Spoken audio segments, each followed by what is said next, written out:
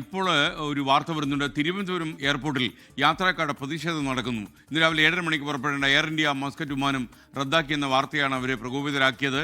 അവസാന നിമിഷമാണ് വിമാനം റദ്ദാക്കിയെന്നാണ് നമുക്ക് ലഭിക്കുന്ന വിവരം.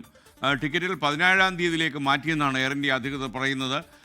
പലർക്കും നാളെ ജോലിയിൽ പ്രവേശിക്കണം എന്നുള്ളത് കാര്യത്തെ കൂടുതൽ സങ്കീർണമാക്കുന്നു.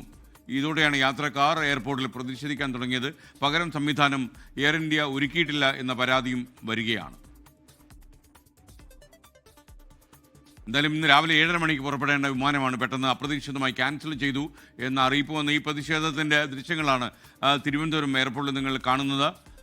ഷബീർ റാവുത്തർ നമുക്കൊപ്പം ചേരുകയാണ്. ഷബീർ, ഈ എല്ലാവർക്കും ഇങ്ങനെയുള്ള ഈ ഡേറ്റ് മാറ്റിയ ടിക്കറ്റ് കൊടുത്തു എന്നാണോ നമുക്ക് ലഭിക്കുന്ന വിവരം? അതോ ആളുകൾ അവിടെ തന്നെ പുതിയ ഫ്ലൈറ്റ് വന്നാൽ പോകാം എന്നുള്ള ലൈനിലാണോ?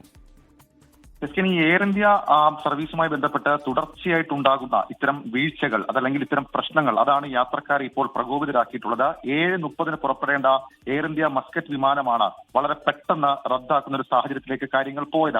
പല നാട്ടിൽ നിന്ന്, പ്രത്യേകിച്ച് തെക്കൻ കേരളത്തിലെ പല സ്ഥലങ്ങളിൽ നിന്നും തമിഴ്നാട്ടിൽ നിന്നടക്കമുള്ള യാത്രക്കാരായിരുന്നു ഈ വിമാനത്തിന്റെ സേവനം ആവശ്യപ്പെട്ട പണമൊക്കെ അടച്ച് യാത്ര ചെയ്യാൻ വേണ്ടി വിമാനത്താവളത്തിലേക്ക് എത്തിയത്. അവസാന നിമിഷം ഈ വിമാനം റദ്ദാക്കിയത് അറിയിച്ചതോടുകൂടിയാണ് യാത്രക്കാർ പ്രകോപിതരാവുകയും എയർ ഇന്ത്യ മാനേജ്മെന്റുമായി അവർ സംസാരിക്കുകയും ചെയ്തത്. ടിക്കറ്റുകൾ 17-ലേക്ക് മാറ്റിയെന്ന എയർ ഇന്ത്യ അധികൃതർ പറഞ്ഞതോടെ യാത്രക്കാർ കൂടുതൽ പ്രതിഷേധത്തിലേക്ക് പോയിട്ടുണ്ട്. കാരണം പലർക്കും നാളെ ജോലിയിൽ പ്രവേശിക്കേണ്ടവരാണ്.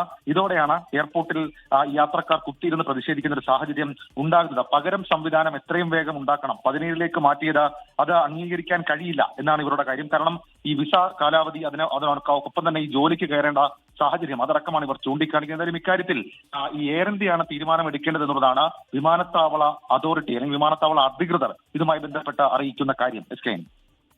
ഓക്കെ, ഷബീർ റാവുത്തറാണ് വിവരങ്ങൾ നൽകിയത്. തിരുവനന്തപുരത്ത് എയർപോർട്ടിൽ യാത്രക്കാർ പ്രതിഷേധിക്കുന്നു എന്ന വാർത്തയാണ്. ഇന്ന് രാവിലെ പോകേണ്ട എയർ ഇന്ത്യയുടെ 7:30 മണിയുടെ വിമാനം റദ്ദാക്കിയതാണ് യാത്രക്കാരെ പ്രകോപിപ്പിച്ചത്.